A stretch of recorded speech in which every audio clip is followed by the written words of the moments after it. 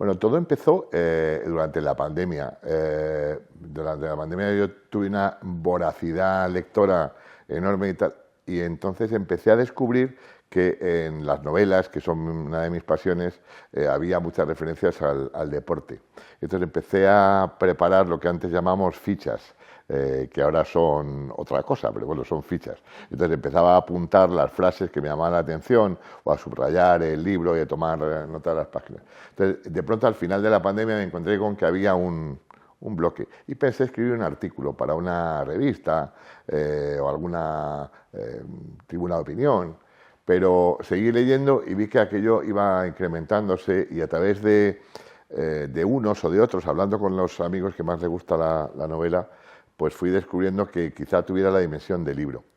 Y efectivamente me llevé una decepción cuando había alguien que se le había ocurrido, pero los vi y vi que era una cosa distinta, porque las tesis realmente no me... eran sí, muy de cumpliendo los requisitos académicos, pero poco atractivas. Y había alguna revista que había hecho la Diputación de Málaga, Litoral, extraordinaria, pero eran simplemente reproducían textos de autores uno tras de otro. Y yo lo que quería era darle una forma distinta, ¿no? Y entonces ha salido esto, después de 4 años. Desde luego, creo que el grande cronista contemporáneo es Santiago Segurola. Él escribió, que además tengo el gusto de que sea uno de los presentadores de mi libro. Yo recuerdo haber leído, somos más o menos de la misma edad, y recuerdo haber leído las crónicas del País, donde él ha escrito durante 20 y tantos años. Ahora lo hace en El Marca, en Onda Cero, etcétera, y tiene mucha fineza, ¿no? Como dirían los italianos, es muy fino. Y además bastante objetivo, aunque él es de la ETI de Bilbao, y eso sí se le nota en determinadas crónicas, en realidad en relación con el resto, que es la división de España entre Madrid y Barça, como en Uruguay entre Nacional y Peñarol, pues ahí es bastante ecuánime, ¿no? Le gusta además el atletismo, le gusta la natación, es un poco un todoterreno, ¿no? Y me parece el grande.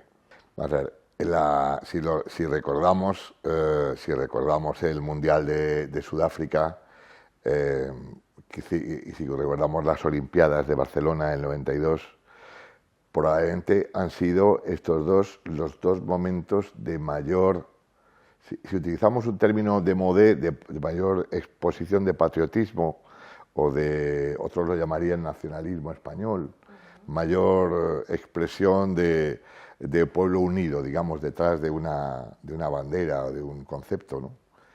Probablemente es el gran aunador, ¿no? de la sociedad española. Creo que sí. Y también de otros países, no solamente el nuestro. O sea, digamos, yo en este viaje también estuve viendo un partido en Montevideo de la selección de Uruguay y ves que es un catalizador de país, ¿no? Es decir, si veis los medalleros de las Olimpiadas van por países, no por especialidades deportivas, ¿no? Es decir, o sea, el deporte probablemente se ha convertido en uno de el gran concepto que permite crear ese sentimiento que llamaríamos sentimiento de país o sentimiento constitucional, ¿no? Que llaman los alemanes. O sea, la Carta Olímpica, digamos, excluye la política de los principios rectores, ¿no? Es decir, digamos, la política debe mantenerse alejada del deporte, porque la política ensucia el fair play deportivo, ¿no? Pero la verdad es que la política al final invade casi todo lo quiere tocar, ¿no? Los políticos, cuando hay un triunfo, intentan por lo menos coparticipar o a veces apropiarse del triunfo, ¿no? Es decir, los países comunistas en toda la era soviética eran la forma de vender la imagen de eso era a través del deporte, ¿no? La etapa en donde como lo cuenta, por ejemplo, Inocencio Arias en un libro que tiene delicioso y tal, como la degeneración del deporte de los países comunistas para el dopaje deportivo llegó a límites insospechados, ¿no? de inyección de hormonas y otro tipo de productos, ¿no? Uh-huh. Entonces, la política sí está cerca de todo, quiere tenerlo todo, quiere apropiarse de todo.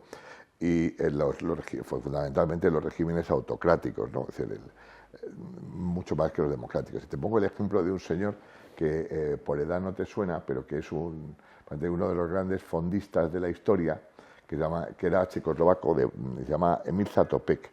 Este hombre llegó a ganar en unas Olimpiadas las 3 medallas en maratón, en 5.000 y en 10.000 metros, que nadie lo ha conseguido en la historia.